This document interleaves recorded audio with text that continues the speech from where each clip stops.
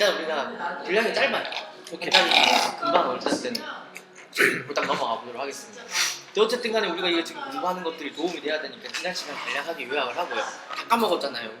다 까먹었으니까 간단하게 요약하고 우리 본격적으로 12장으로 넘어가도록 하겠습니다. 우리 지금 12장에 우리가 뭐 배웠냐면 인간이 하나님의 형상과 모양대로 창조된 거에 대해서 배웠어요.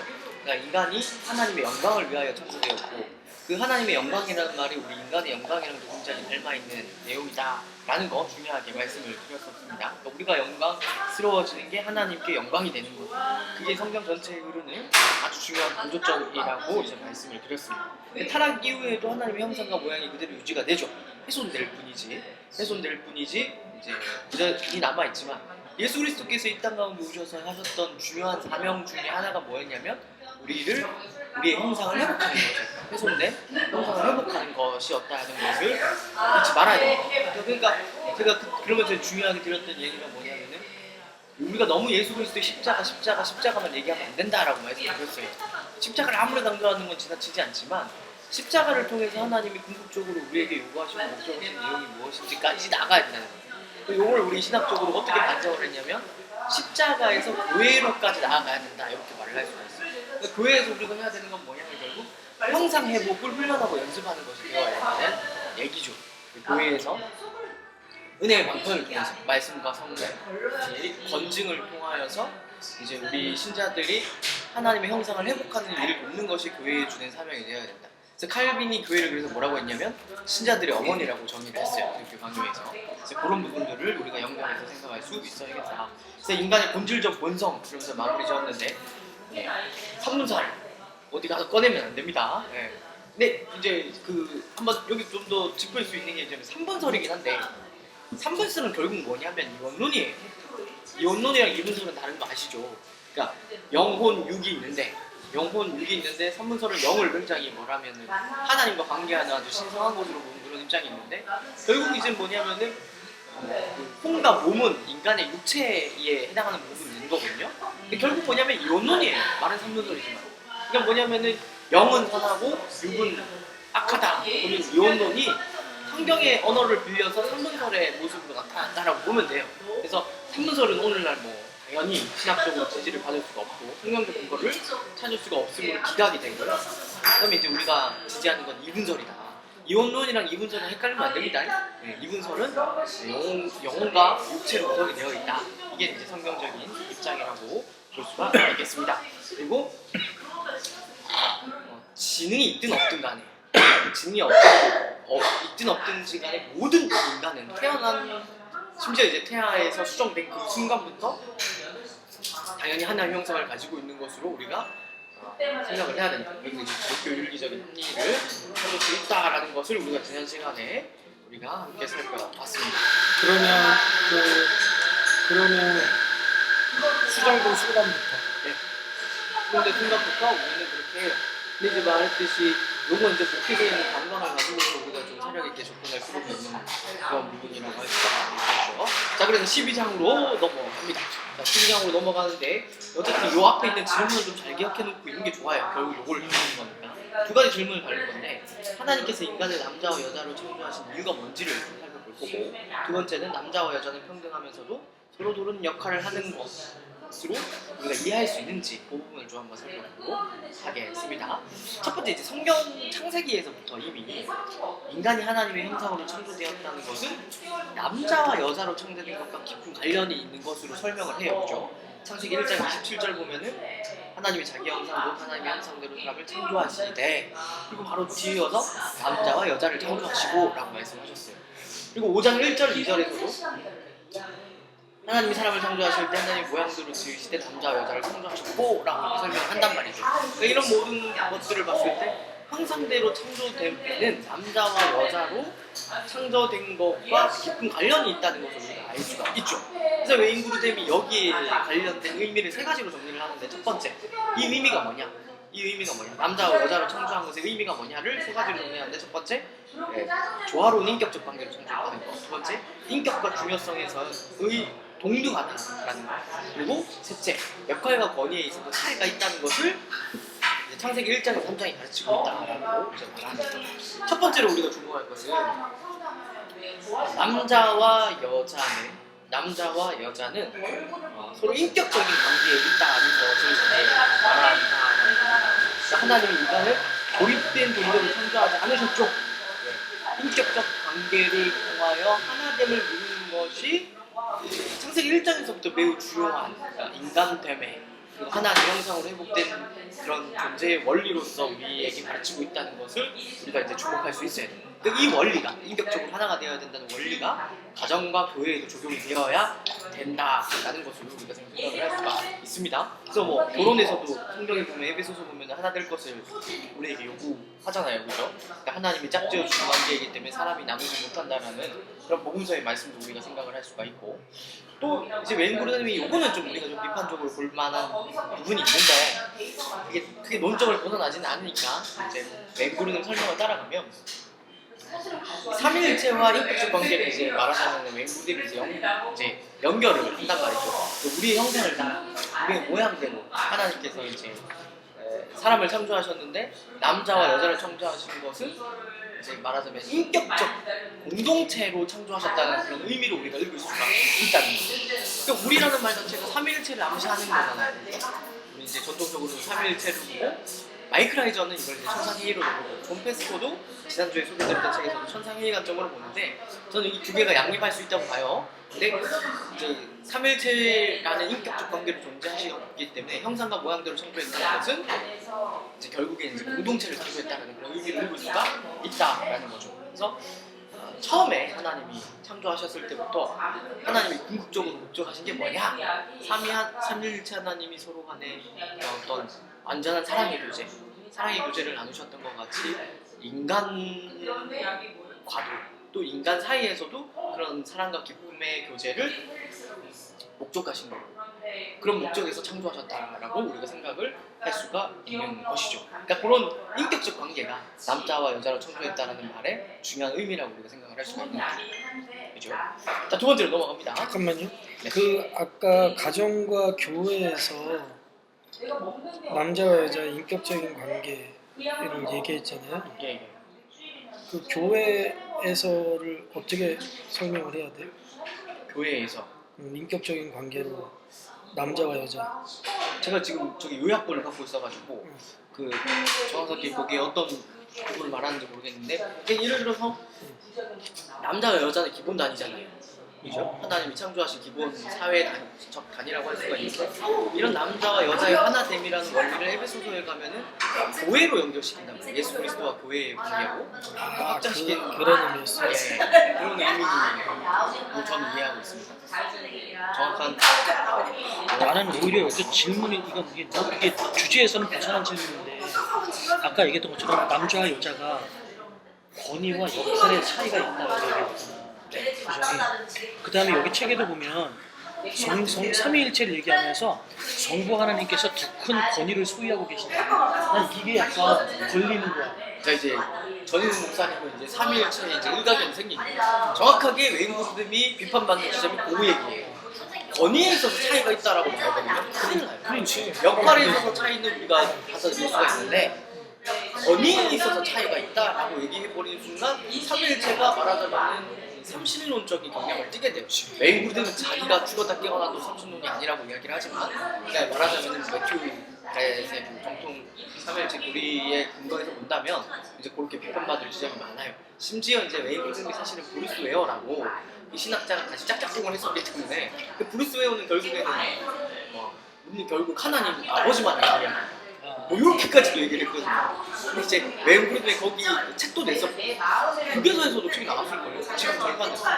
옛날에는 이제 잘 모를 때는 그랬어요. 근데 삼일체가 굉장히 논쟁이 됐어요. 최근에 이제 좀 잦아들었는데 근데 이제 논쟁이 됐다가 이제 좀 정리가 됐죠. 매튜 바렛이 큰 역할을 했어요. 그래서 그러면서 좀 균형을 잡았는데 권위라는 표현은 우리가 좀 걸러들여요. 권위가 있다. 그러면 남자와 여자 사이에 권위가 차이 있다는 건 어떻게 얘기하는 거지? 남자와 여자가 역할과 권위가 분명히 다르다고 얘기하면 내가 받아들이기에는 그래도 남자가 더 위에다 뭐 이런 느낌으로 받아들여요. 그래서 또 삼위일체는 그래도 그 성부하는 대표성이 있잖아. 그걸 이제 잘 이해를 했는데 역할에 따른 차이라고만 우리 얘기를 하지 그게 권위에 따른 차이까지도 만들어낸다라고 말하지 않아요. 이게 미묘한 건데 그러니까 우리가 삼일체를 우리가 그렇게 설명을 하잖아요. 그러니까 한 분이면서 새 위격이라는 말이 한 분이면서 새 위격이라는 말을 제가 설명하면서 이렇게 설명했단 말이에요. 한 분이 세 분보다 작지 않고 세 분이 한 분보다 크지 않다라고 얘기해요. 그러니까 말하자면 어떤 이게 신적 신비에 있는 건데 그러니까 그러면서 신적인 전유도 어떤 의미에서 역설이자 신비로서 우리가 이해하고 받아들여야 되는 거지. 역할에 있어서 신적 전유라는 부분에 있어서 역할에 있어서의 차이만을 할 뿐이지 그걸 무슨 권위에 따른 차이로까지 우리가 말을 하는 거지. 권위에 있어서 차이가 있다고 얘기해버리면 그건 삼위일체 하나님이 아니게 되는 거예요. 그렇지. 왜냐하면 우리가 영어에서도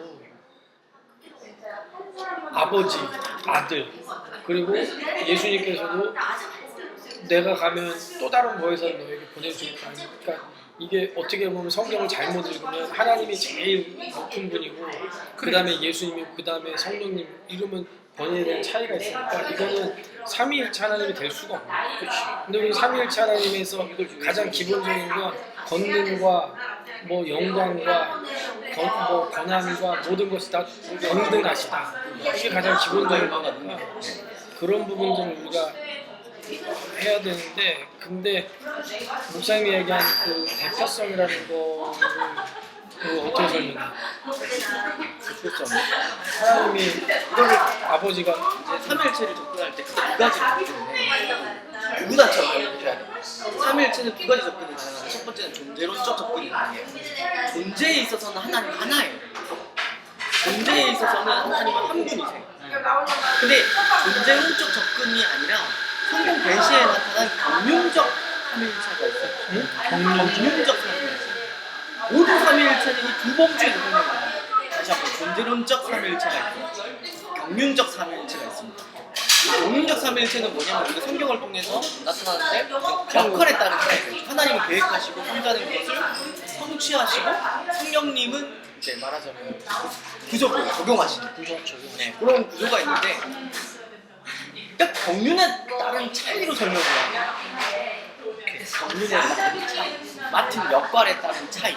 근데 이제 부대는 요걸 얘기를 해요. ESF라고 해요. 영원한 기능적 종속이라고 주장을 하는데 왜 그런지 어디까지 잘못 치고 나갔냐면 존재에 있어서 한 분이잖아. 한 분이라는 말 즉슨 새 위격이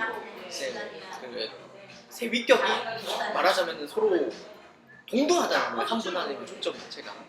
있는데 영원한 기능적 종속이라고 해서 존재론적 하나님 안에서도 요정의 복종 관계가 존재한다라고까지 얘기해요. 그러니까 살짝 그런 뉘앙스가 예. 그러니까 이런 것들은 만약에 우리가 성경 공부하거나 삼일체 가르칠 때 이렇게 딱 하면서 이거 학교에서 비판을 많이 받고 이렇게 기각이 됐다 이런 거 얘기해 주면 근데 실제로 이제 예수님께서 말씀하실 때 그런 뉘앙스로 말씀하시는 분들이 많기 때문에 이제 그런 오해를 맞아요. 할 수밖에 없는 것 같아요. 그래서 그 삼일체가 어려워요. 예, 정말 어려울 수밖에 없어요. 그러니까 초대교회 가지고 뭐 다른 많은 교리보다 왜 기독론과 삼일체의 모든 공격이 집중화되었냐 다른 게 아니에요. 다시 한 번 얘기하지만은 신학을 제대로 공부한 신학자들은 다 나같이 얘기했어요. 삼위일체에 우리 기독교의 심장이 뛰고 있다 이렇게 이야기해요. 그러니까 심지어 더 나아가서 삼위일체가 잘못되면은 모든 교리가 잘못된다 이렇게 이야기를 했어요. 그렇지. 그러니까 삼일체를 굉장히 사면적으로 생각하기 쉬운데 절대 그럴 수 없다. 다시 한 번 더 얘기하지만은 슐라이어 마음은 진짜 안 된다. 이렇게 정리를 할 수가 있겠습니다. 근데 나는 이제 오히려 삼일체는 넘어갔는데 목사님이 잠깐 좀 전에 뭐라고 얘기했냐면 남자와 여자가 역할과 권위에 있어서 차이가 있다고 얘기했거든. 역할 차이가 있습니다. 권위는 아니라는 거지. 좀 전에는 나한테 역할과 권위의 차이가 있다고 얘기했거든. 목사님이. 네네네. 그래서 나는 권위를 내가 이렇게 써놓은 거야. 그럼 남자가 여자가 권위도 차이가 있다는 거는 분명히 누구 하나가 높고 누구는 낮다라는 뉘앙스로 받아들여질 것 같은. 권위라는 표현을 제가 썼고 교수님도 권위라는 표현을 쓰거든요. 쓰거든요. 그러니까 쓰는데 그때의 권위는 이제 말하자면은 창조 질서에 따른 권위와 역할의 차이를 말하는 거예요. 그러니까 나는 그걸 이 구분해야 부분에 되는 대해서 게 설명할 때 뭐라 하냐면 남자와 여자는 하나님께서 완전 동등하게 만드셨지만 역할의 차이가 있고 질서가 있다. 질서, 역할과 질서. 그렇지. 질서가 그렇게는 있다. 이해해. 그래서 그 부분에 역할과 있어서 질서. 대표성의 원리를 가지면 한 가정에 있어서 남편이 대표로 하나님 세워주셨다. 그런 차원으로 계속 얘기를 이런 하니까. 차원으로 그렇지, 그렇지. 설명해. 이제 전 목사님의 이 질문을 한 맥락을 내가 생각해봤을 때 삼위일체를 연결하니까 하면서 보이는 거예요. 그러니까. 그래서 삼위일체는 기각돼요. 오케이. 이 웨인 브레임이 비판 엄청 받고 비판을 엄청 받아서 이거는 다른 기각이다. 신학자들은 요거를 논거로 가져오지 않아요. 남녀 역할의 차이를 설명하는 거예요. 그렇게 생각합니다. 그러니까 권위와 역할에 따른 차이가 분명히 있어요. 이건 삼위일체에서 근거한 게 아니라 삼위일체에 근거한 게 아니라 성경의 다른 본문을 근거로 그렇게 주장한다는 것을 우리가 이해할 필요가 있는 자, 비본으로 넘어가겠습니다. 남자와 여자가 동등한 가치를 지니고 있음을 이제 비본에 설명을 하고 있죠. 뭐 이거 뭐 어려운 내용이 아닙니다. 당연히 우리 성경은 그런 걸 가르치고 있어요. 남자와 여자는 하나님의 형상대로 동등하게 창조됐다는 사실이 창세기 1장에서 5장에서 분명하게 이야기하고 있고 각자가 삶 속에서 하나님 성품을 반영합니다. 그러니까 어떤 성별도 우월하거나 열등하지 않고 하나님께서는 둘 다를 매우 귀하게 여기신다는 것을 우리가 성경 전체에서 이제 확인할 수가 있는 거죠. 또 이제 웨인 그림이 삼일체를 가지고 나오는데 요거는 이제 우리가 걸러드리면 됩니다. 그냥 건너뛰면 될 것 같아요. 근데 이런 원리가 구약에 나타난 원리가 신약에서는 좀 더 이제 말하자면 진전이 되죠. 발전이 이루어진다라고 말을 할 수가 있는데 오순절 성령 강림 때 사도행전 2장에 그 내용이 나오는데 남자한테만 성령이 임하는 게 아니라 남자와 여자 노예성의 여러 주제를 통치되는 것을 우리가 볼 수 있잖아요. 그러니까 이것도 그 고대 헬라 세계의 어떤 관점으로 보면 굉장히 충격적인 사건이라고 할 수가 있죠. 충격적인 사건이라고 할 수 있는 거죠. 그러니까 이런 것들을 볼 때 이미 남녀 평등 적인 관점이 성경 전체에 나타나 있다라는 거예요. 이게 그 하나님의 형상과 모양대로 남자와 여자를 이미 언급했다는 것도 고대 근본 세계에 본다면 솔직히 파격적인 우리가 걸러듣지만은 로마 시대에는 여성이 굉장히 천대받았잖아요.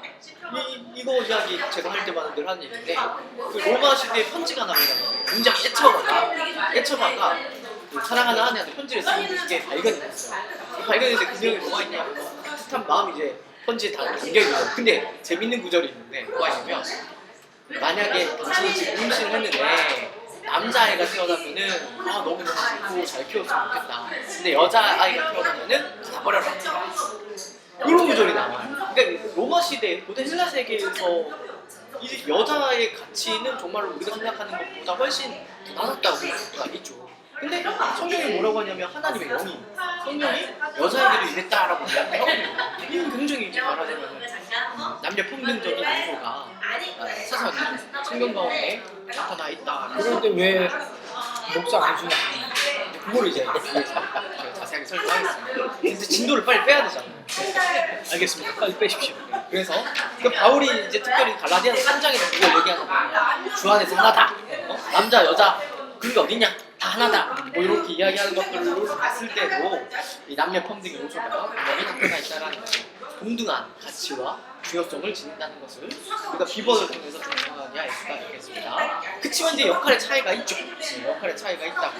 그러니까 둘 다 존재론적으로 동등하지만 그럼에도 불구하고 역할의 차이가 있다는 것을 이제 웨인브레임이 이제 논증을 합니다. 여기서도 삼위일체의 설명은 조금 이렇게 조금 우리가 걸러 들을 필요는 있어요. 이런 부분들은 이제 걸러 들을 필요가 있는데 중요한 건 이제 두 번째 단락에서 두 번째 부분에서부터 이제 뭐라고 하냐면은 평등주의자들이 상보주의를 공격하는 주된 논거 중에 하나가 뭐냐면 지금 남녀의 역할을 이야기하는 것, 역할 차이가 생기는 것은 타락의 결과라고 자꾸 이야기를 하거든요. 근데 웨인브레임이 거기에 대해서 평등주의자들이 종종 얘기를 해요. 평등주의자들이 그런 논거를 가지고 있는데 이제 거기에 반박을 해서 웨인브레임이 이제 몇 가지 이야기를 하죠. 몇 가지 이야기하는데 첫 번째, 성경은 창조 질서 안에서 이미 남성과 여성의 역할이 구별되었음을 안시하는데 첫 번째 보면은 아담이 먼저 창조되었죠. 그래서 이제 슈라이너의 논문을 보면 그런 이야기를 해요. 창세기 1장에서는 하나님이 남자와 여자가 같이 창조된 것처럼 이야기한다. 여기 요 얘기를 해요. 이제 그때 창세기 2장에 가면 남자가 먼저 창조되고 뒤에 여자가 창조되는 걸로 나오잖아요. 그러니까 이걸 가지고서 슈라이너가 뭐라고 얘기하냐면 창세기 1장의 요점은 남자와 여자가 동등하다는 것을 가르치기 위해 그렇게 기록한 거고, 창세기 2장에서 남자가 먼저 여자가 뒤에 창조된 것은 말하자면 역할 차이가 있음을 암시하기 위해 그렇게 기록하였다. 이렇게 슈라이너가 이야기를 하거든요. 그거 저는 일리가 있는 이야기라고 생각합니다. 그러니까 아담이 먼저 창조된 것에서 이미 남자와 여자의 역할이 구별됨이 암시된다는 거예요. 근데 이건 뭐 구르뎀이나 슈라이너 얘기가 아니라 디모데전서 2장 13절 가면은 사도 바울이 이렇게 얘기를 하죠. 아담이 먼저 지음받고 하와가 그 후며라고 이제 이야기를 하고 있다라는 거예요.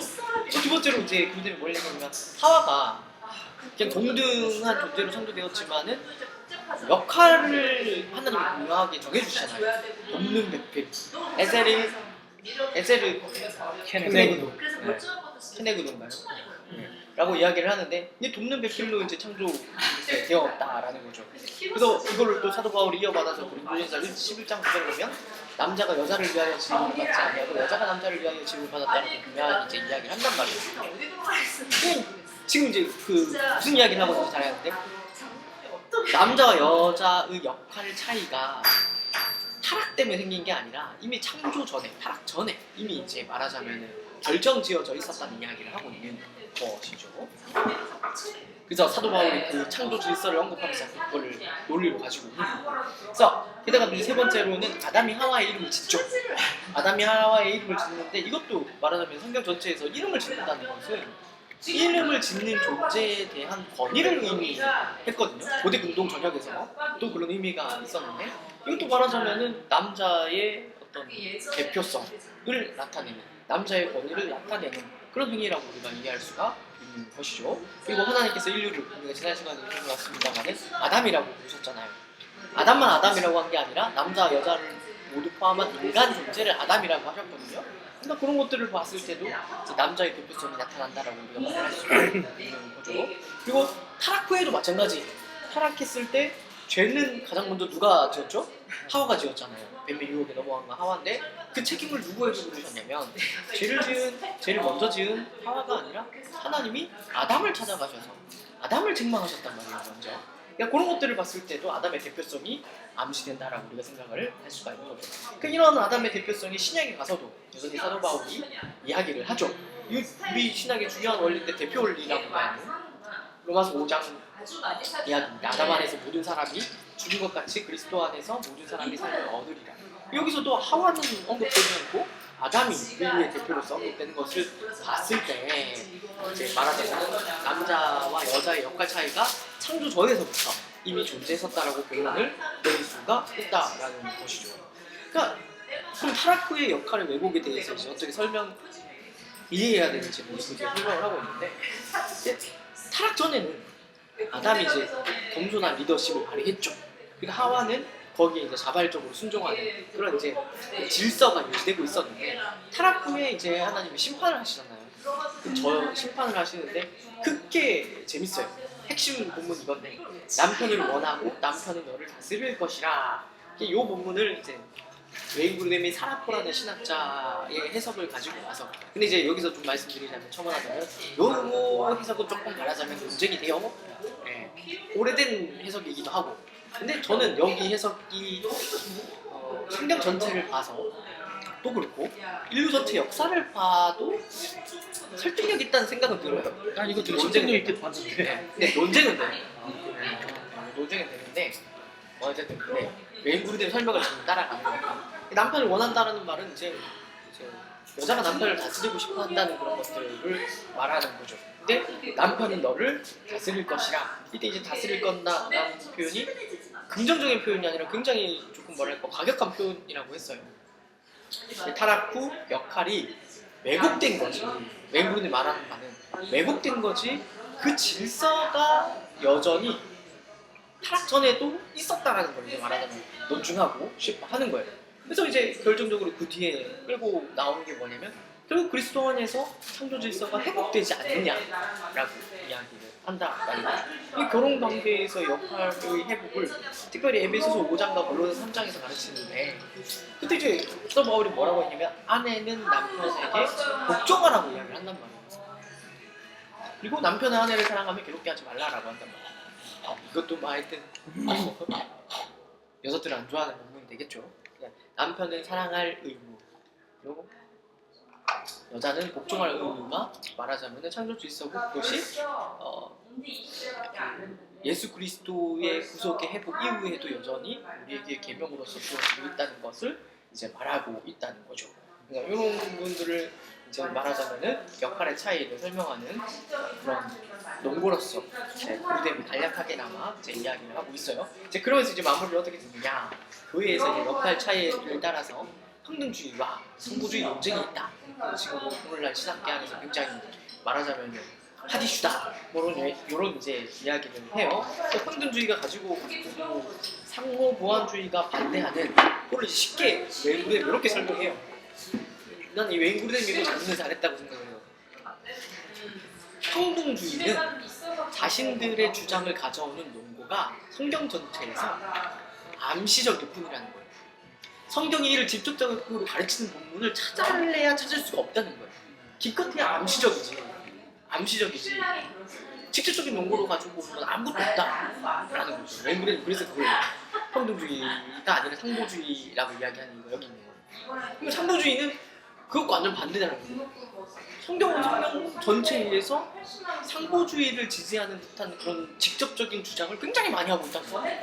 그러니까 그런 뜻에서 이제 말하자면 아까 우리가 설명했잖아요. 이제 역할의 차이에 대해서 설명하는 성경을 가져왔는데, 근데 그런 점에서 봤을 때 이제 뭐 자기는 상보주의를 지지하는 게 성경적으로 옳다라고 본다.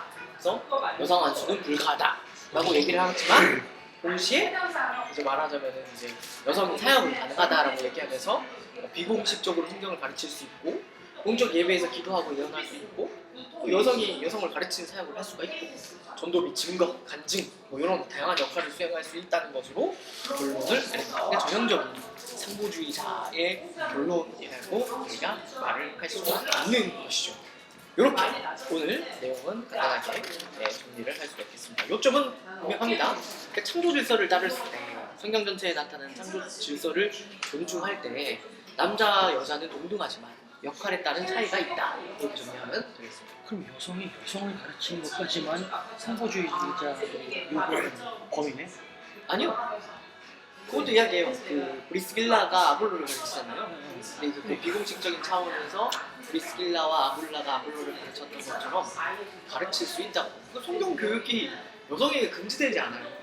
성경 교육이 여성에게 금지되지 않지만 이제 말하자면 교회의 어떤 공적인 말씀을 선포하는 그런 데 그런 차원에서 가르친다는 걸 의미하는 거죠. 그러니까 이거를 막 잘 모르는 사람들은 또 이제 상보주의를 공격할 때, 야 여자 이미 뭐 저기 뭐 이제 성경 공부도 가르치고 그러지 않냐, 써먹을 때 써보면서도 여성 안 쓰면 안 된다는 게 말이 되냐, 이런 식으로 치고 나오는데, 그건 이제 상보주의를 정확하게 이해하지 못한 거라고 할 수 있죠. 설교는 좀 말하자면 문제가 돼요. 설교는 문제가 됩니다. 설교는 원래 할 수가 없어요. 이거 원래 엄격한데, 근데 우리 한국 교회는 짬뽕이어서. 그러니까요. 그러면 이번에 지난번에 우리 교단의 결정이 크게 잘못됐네. 그렇게 따지면 잘못된 거죠. 제가 할 말이 있어요. 잘못됐네. 그 결정이 내려질 때 제가 석사로서 그 신학위원, 소속된 교수님이랑 같이 공부를 했었거든요. 수업을 했었거든요. 신학위원회에서는 이미 그렇게 결정을 내렸어요. 불가하다. 신학적으로 봤을 때 요즘 이제 뭐 다른 대다수의 교단들이 이렇게 열려 있으니까 이제 뭐 이렇게 여성 안수를 여러 가지 방향으로 나오고 있지만, 우리 이제 뭐 보수적인 신학에 근거해서 봤을 때는 이렇게 말하자면은 이게 신학적으로는 이걸 어떻게 허용할 수 있는 게 없는 거예요. 근데 그렇게 했는데 이제 교단 어르신들이 신학교 보고를 받고 받기만 하고 이제 말하자면은 그런 식으로 했다고 하더라고요. 그래서 교수님의 결론이 신학부가 왜 존재하는지 모르겠다. 근데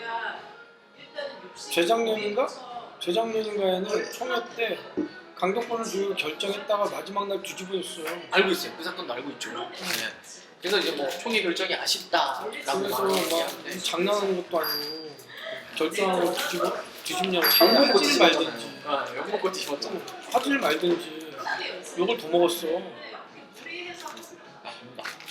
이게 신학적으로 분명하다면 그래서 지금부터는 영왕안수가 성경적이지 않다는 거를 조금 더 자세하게 하고 왜 안 되는지 알아야 될 거 아니에요. 아니 장로교는 소수고 대다수 교단도 허락한 왜 우리 소수 장로교 교단만 안 된다고? 근데 장로교만이 아니고 남침례교와 같은 보수적인 그러니까 개혁 신학을 하면은 거의 말하자면 좀 부정한다고 보는 거예요. 복음주의가 아니라 개혁주의 신학을 하면은 부정한다고 보면 되는데 그 전에 그 돕는 배필이라는 그 단어가 애들 애들 표현해보도 그게 맞은편에 있는 조력자라는 뜻이잖아요. 그러면 그게 하와에게만 해당되는 단어야. 아니면 상호 보완하는 거라면 하와 편에서는 남편도 아담도 돕는 배필이어야 되는 거 아니야? 그 얘기도 여기 나와. 오케이. 굉장히 좀 상세한 논중이어가지고 진작 얘기를 해야지. 근데 어쨌든 이거 좋아요. 이 박사님이 눈에 떨릴까 이거. 이거요? 이것도 제가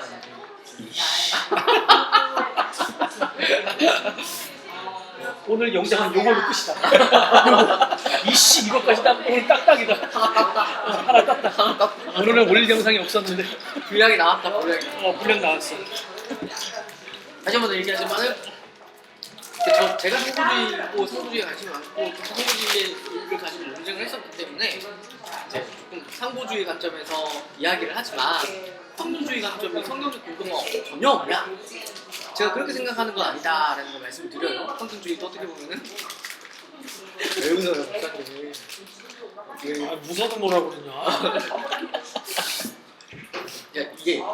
이게 슈라이너도 그 얘기를 해요. 뭐냐면 그러니까 우리가 이제 신학을 공부를 하지만은 처음 토론 부분에 이제 나온 내용인데 이걸 굉장히 사실 지금 말하자면 가장 논쟁적이고 민감한 문제 중 하나라고 이야기를 하면서 요거를 너무 그러니까 맞다고 해서 강하게 주장하면 안 된다고 예를 들어가지고 여성 목회자들은 어쨌든 자기네들이 맞다고 생각하고 옳다고 생각해도 여성 목회를 하고 있는 거잖아요. 근데 그때 거기에 대해서 성경적으로 아니다라고 얘기를 해버리면 여성 목회자들이 뭐라고 생각을 하는가 하면 자기의 그런 목회관이 아니라 목회직이 아니라 자신의 이제 존재 전체가 부정당하는 그런 느낌을 받는다는 얘기를 이야기를 하거든요. 그러니까 그런 문제에 대해서 우리가 누군가 이제 여성 목회자가 있으면 목회로 부르심을 받았으니까 거기에 계속해서 밀고 나가라고 권면을 한대요. 근데 자기는 사람을 기쁘게 할 수가 없기 때문에 사람을 기쁘게 하는 것이 자기의 소명이 아니기 때문에 부득이 이제 말하자면 성경적으로는 상보주의를 지지한다라고 생각하고 그 논중을 이제 설명을 하는 거예요. 그거는 그게 사람을 기쁘게 해주는 거 아니야?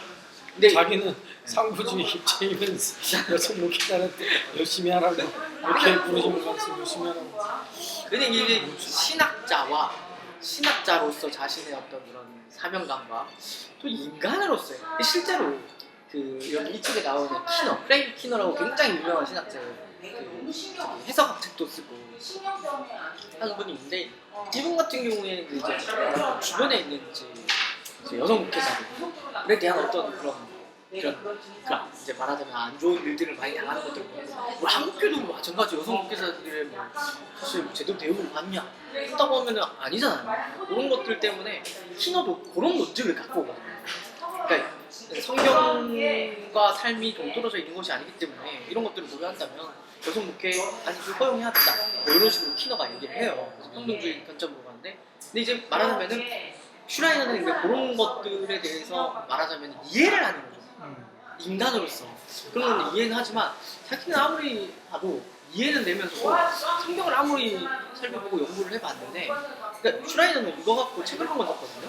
따로 한 걸 썼는데 자기는 이게 도무지 설득이 되지 않는다는 거예요. 그러니까 그런 어떤 딜레마에서 이렇게 서론을 이야기하고 이제 말하자면 본격적인 논중으로 들어간다라고 우리가 이해할 필요가 있어요. 그러니까 그러면서 이제 뭐라고 얘기하냐면 이거 뭐 복음과 가장 직접적으로 연결되는 예를 들어서 이신칭이나 뭐 열린 실로 같은 그렇게 복음의 핵심되는 내용이 아니다. 그러니까 여기에서 우리가 조금 열어놓고 다양성을 존중하면서 하지만 뭐가 더 성경적인지를 추구하면서 이제 논의를 해 나갈 수 있어야 된다라고 이제 서론에서 이제 간단하게 언급을. 그러니까 우리가 신경 다닐 때만 해도 이 말도 못 들었어요.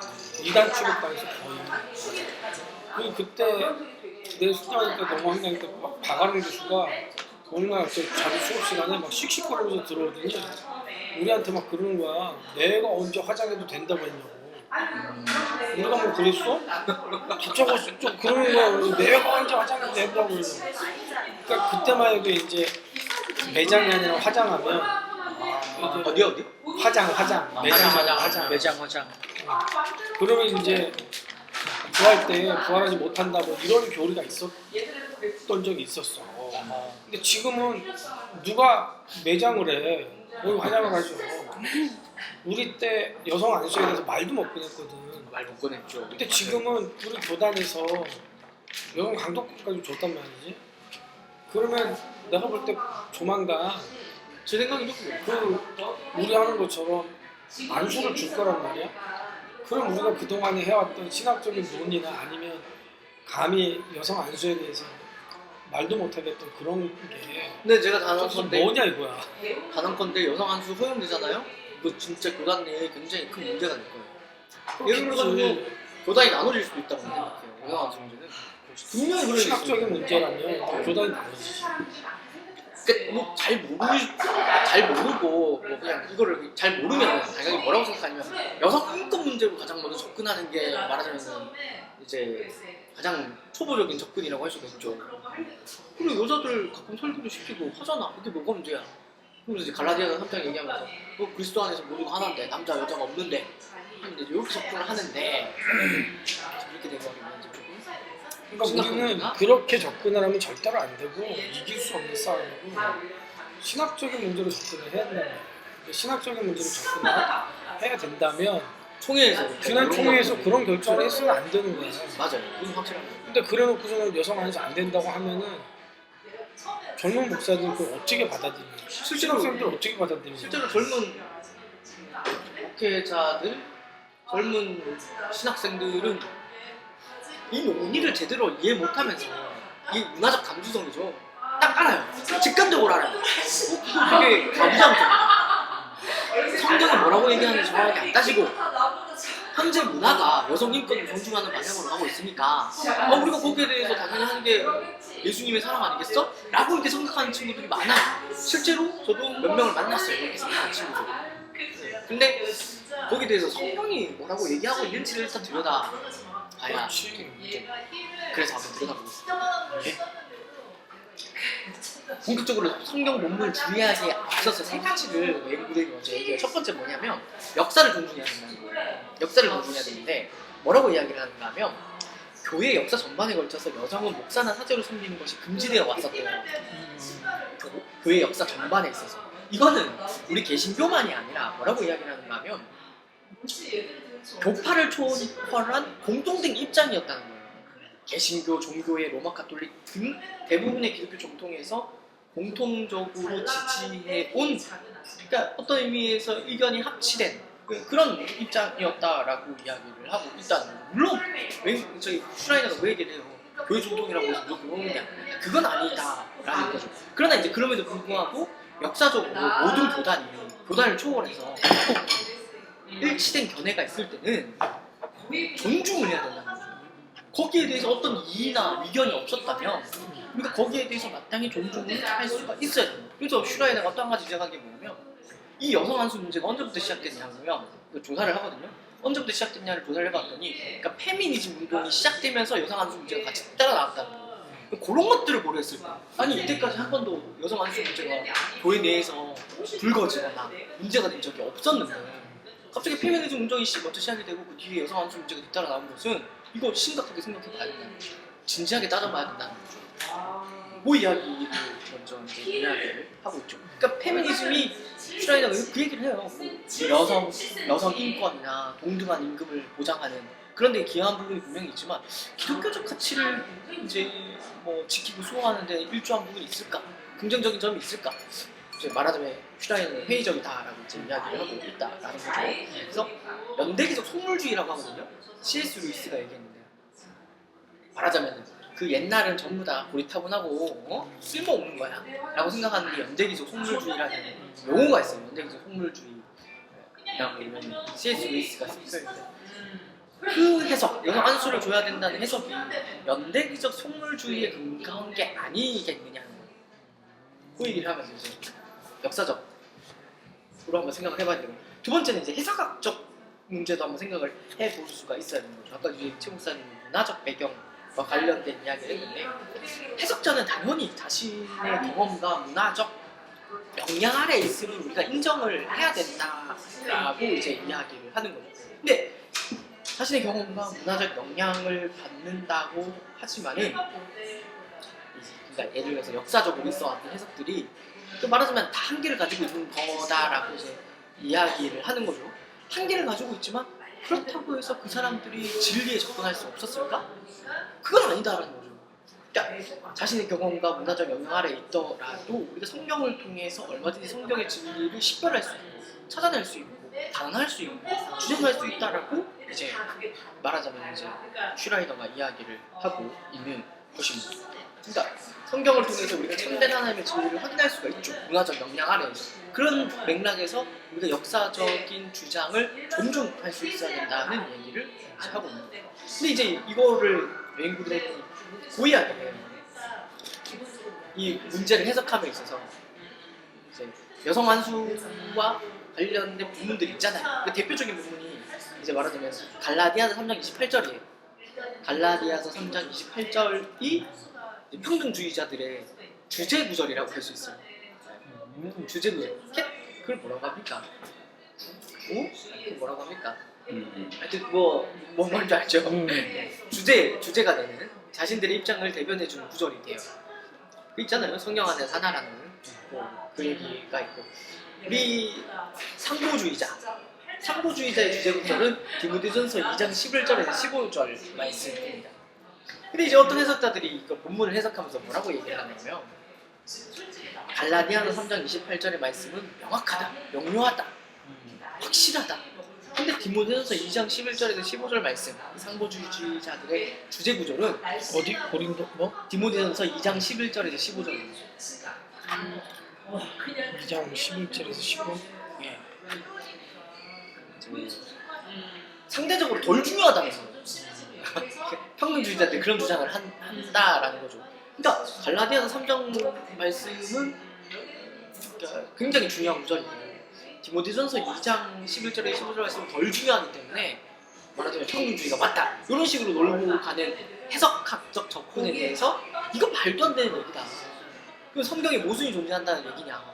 그냥 성경에 어떤 모순이 존재할 때는 중요한 본문을 근거로 뭉개도 된다는 얘기냐라고 하면서 이제 반대한다라는 거죠.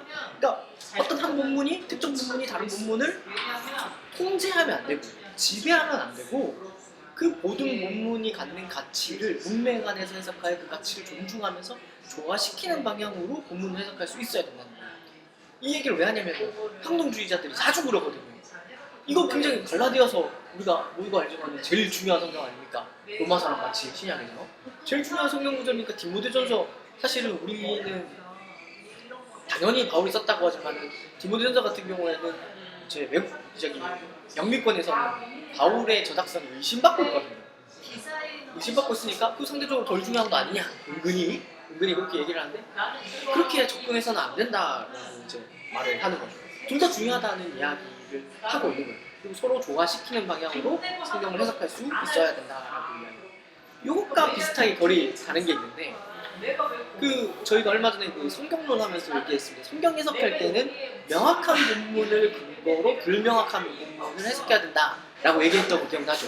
그 종교개혁의 성경 해석의 중요한 원리가 되는데, 요것도 말하자면은 중요하게 이제 신중하게 이해해야 된다라고 이야기를 해야 되는 거죠. 이 원칙은 맞지만 이 원칙을 무면하게 적용한 사례가 바로 이제 말하자면 갈라디아 3장과 또 디모데전서 2장 11절 2장 본문 사이에 그런 문제라고 이야기를 하는 거예요. 왜 그런가 하면 이 구절은 슈라이너가 보면은 둘 다 명확한 본문이에요. 근데 평등주의자들은 종교개혁의 성경 해석 원리를 가지고 와서 뭐라고 주장하냐면 갈라디아서 3장은 명확한 본문이다. 근데 디모데전서 2장은 불명확한 본문이다. 라고 그런 선입관을 작용해서 3장을 근거로 디모데전서 2장을 해석해버리는 그런 오류라는 거죠. 아니다. 슈라이너는 둘 다 명확한 본문이다. 그렇게 이제 말하자면은 얘기하는 거죠. 결론은 뭐냐? 성경은 서로 충돌하고 갈등하고 모순되는 것을 해석해야 되는 게 아니라 조화롭게 해석하는 시도가 반드시 우선되어야 된다는 걸 중요하게 이제 말하자면 이야기를 하고 있다라는 거죠. 그리고 이제 마지막으로 용어적인 문제를 언급을 해요. 요성한 순간 이제 용어를 제대로 정의해 놓지 않는 바람에 논쟁이 많아요. 뭐든지 그렇잖아요. 그러니까 논쟁점을 분명히 하지 않으면 논쟁이 사방팔방 다 켜버리잖아요. 근데 용어를 정확하게 정의하는데 이제 외국인들은 뭔 얘기하냐면 자기는 여성 사역을 지지한다는 거예요. 근데 여성 오케가 안 된다는 거예요. 그러니까 여성 안수 문제를 제대로 정의해 놓지 않는 바람에 여성 안수라고 흔히 얘기를 하거든요. 여성 사역이라고만 얘기하는데 그 여성 사역의 의미는 두 가지가 있는 거죠. 여성이 사역할 수 있느냐 없느냐 또는 여성이 목회를 하느냐 마느냐 두 가지 의미를 읽을 수가 있는데 왜? 슈라이너는 뭐라고 하냐면 나는 여성 사역을 지지한다. 하지만 여성 목회, 여성 안수를 지지하지 않는다. 라고 이제 말하자면 논의가 시작되기 전에 먼저 이제 가르치기를 하고 있는 거라고 생각을 하고 있습니다. 근데 이제 그런 근거로 또 이야기를 하는 게 여성 안수가 안 되는 근거로 이야기하는 게 성경에 보면 장로도 나오고 감독도 나오고 목자도 나오잖아요.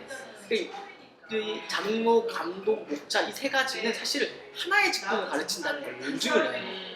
예를 들어서 사도행전에 보면 에베소 교회의 장로들이라고 처음에 사도 바울이 얘기했다가 그 뒤에 가면 감독이라고 또 얘기를 하거든요. 그러거든요. 그러니까 이런 성경의 근거들을 봤을 때 이거는 말하자면 이제 하나의 지도자 직분, 교회 내에서 지도자 직분을 하고 있다. 공식적으로 이제 안수받아서 가르치는 역할을 했던 그런 역할로 우리가 이해를 해야 된다라고 이야기를 하고 있는 거죠. 그래서 이런 가지치기하고 본론은 뭐냐? 나는 여성 사역을 지지한다.